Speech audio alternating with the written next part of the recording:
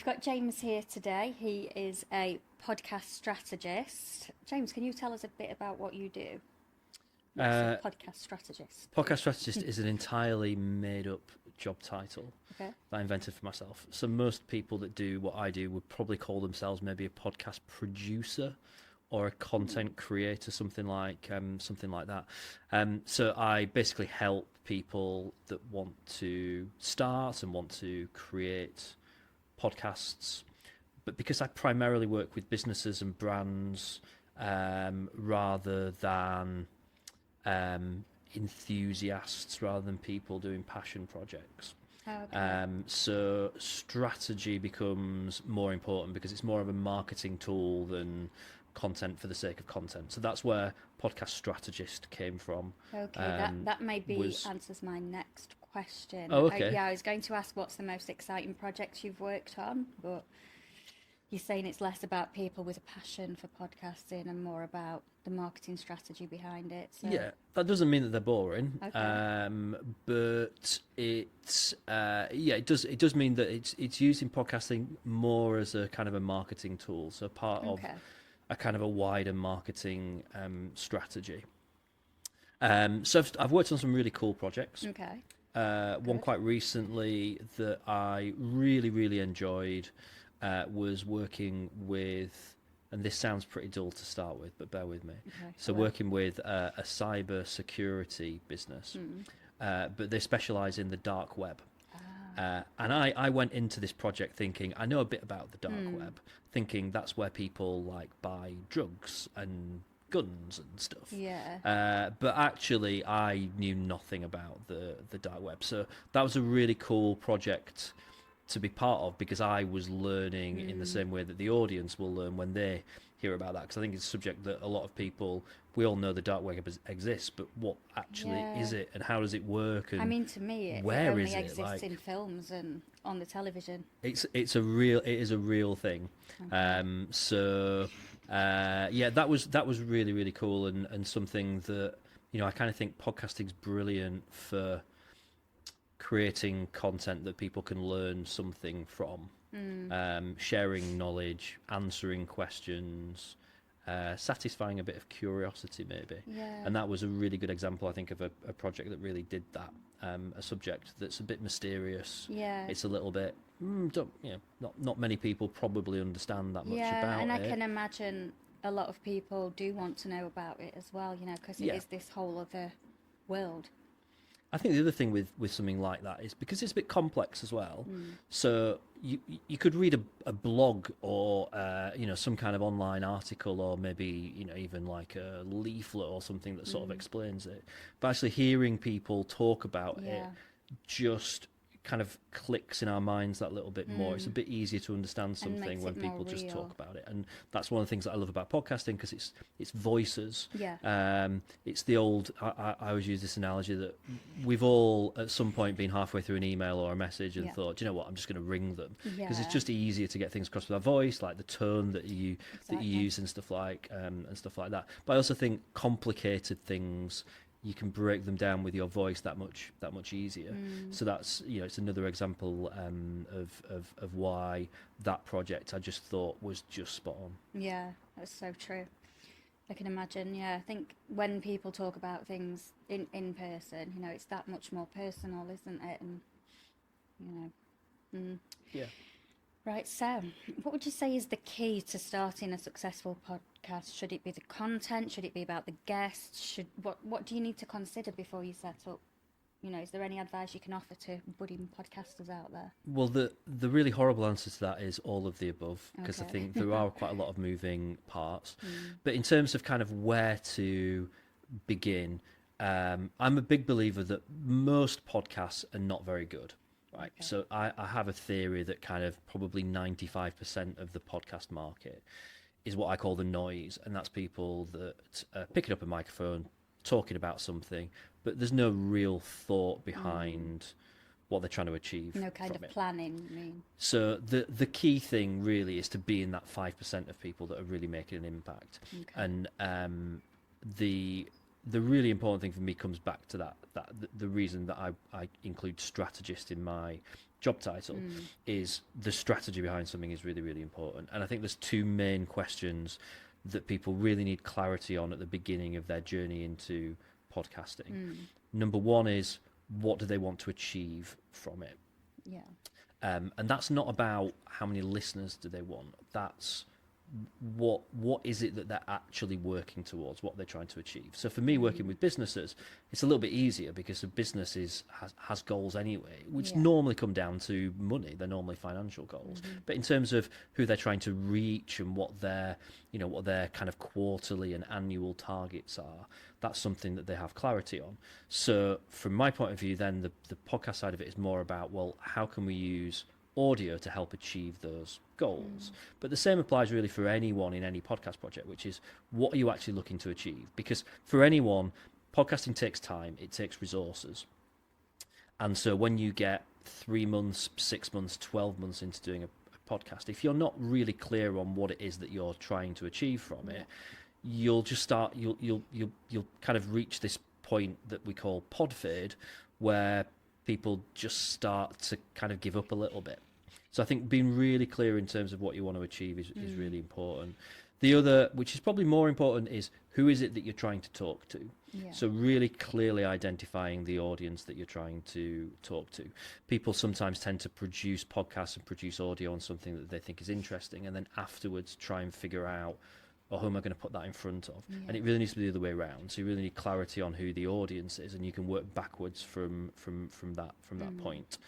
Winning an audience is not necessarily difficult, but winning the right audience is a completely different matter. Yeah.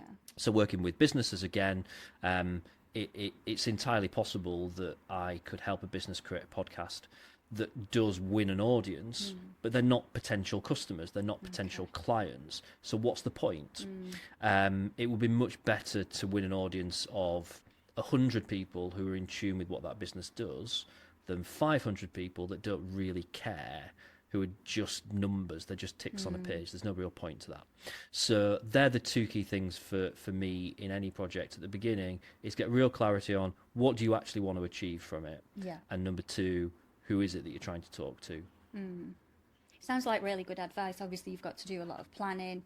You've got to have the strategy behind it. But what if, someone's done all that, they've done the research, they've done their planning, but they're feeling this fear, they're overwhelmed about setting up and starting. What's the first thing that they need to do? How do they overcome that fear and just go for it? Have you got any wisdom? Well, I think that's pretty normal, because we aren't used to sitting down in front of a microphone. It can feel a little bit scary. What I say to people, and my big mantra really when it comes to podcasting, is that if you strip it all back, a good podcast is just a good conversation. And we've all been doing that for our whole lives, haven't we? Like, having a conversation is not something that's new to us. No. If people can't hold a good conversation, they're going to struggle to make a good podcast. So whether it's someone doing a podcast by themselves, or whether they've got a guest, or whether they've got a co-host, it's still, you're having a conversation. Yeah. So try to forget about the microphone. Try to forget about it being recorded. Try to forget about kind of all those additional things that overcomplicate it. Strip it all back and remember, it's just a conversation. That's all it is. Okay. So actually, the stuff that's just a little bit more difficult is the bit at the beginning and the bit at the end, because that's the unnatural stuff. Yeah. Having a conversation, asking people questions, answering questions, we do that all day, every day. Yeah. So all you really need to worry about is the bit at the beginning and the bit at the end. Okay. And you can script those and you can practice them, break or you it could down even into record bits. them in advance or record them afterwards. Yeah. So I think when you start to just break it down a little bit like that, it feels a little bit less daunting. Yeah. And a little bit less like, how am I ever going to do this? Well, actually, you've been doing it your whole life anyway. It's just a conversation. Just think of it along those terms, and remove some of that mystique about it. Yeah. You don't have to try and be a radio presenter or anything like that. I try to kind of get people not to think about it in terms of hosting a show. It's just, you're leading the conversation. That's your role in this, or you're a guest. You're part of that conversation. If you make it that simple, I think it's a lot less daunting. Interesting. I definitely think, like, the way you've just said that kind of helps to put people at ease, and I think breaking it down into parts and sections and taking all the complexity out of it Yeah. certainly helps, doesn't it? I did pick up a word in there that you just said. It's mantra, and I have heard you speak about the golden mantra before. What's that? The golden mantra is actually literally what I've just said. So a good podcast is just a good conversation. That's Okay. my golden That's your mantra golden mantra. when it comes to purposeful podcasting. I think there's lots of other kind of golden.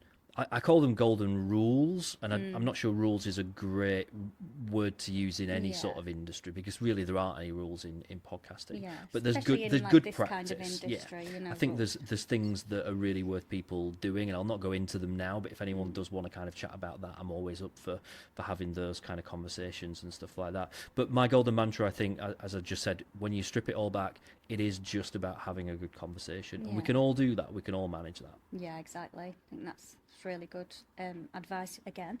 I also have heard you referring to podcasting, as I call it, as audio marketing. Yeah.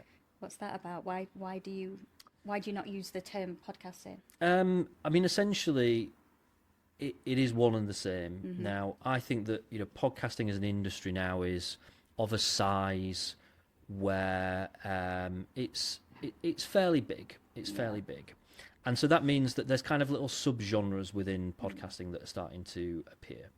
So I talked earlier about you've got this part of podcasting, the bit that I call the noise, which is people who are creating content that maybe doesn't have a huge purpose behind it, who don't have clarity on some of the things that we've talked about. And then you've got that much smaller section, that 5% of people that are creating something that's really making an impact. They really know who it is that their target audience is, who they're trying to talk to, and they're talking to them. They're having really meaningful conversations that really engage with that audience. So that's what I would call purposeful podcasting. Within that, then, you've got a smaller section, which is what I would call audio marketing. So that's people who are producing really well thought out, really logical content that's designed to engage with a very specific, clearly identified audience. But it's really been done as a marketing tool. So it's with an eye on helping them to grow their business, grow their brand. So it's still creating podcast episodes. It's no more complicated than that. But it's just got a real plan behind it, real logic behind it. And that for me is a totally different league to people that are maybe creating a podcast, having a bit of fun, talking about last night's football or something like that. Sounds a lot more directional and, So it an is the same as podcasting. Yeah. It's just a slightly different kind of subcategory within it of people that are creating something that's really designed to benefit and grow their business.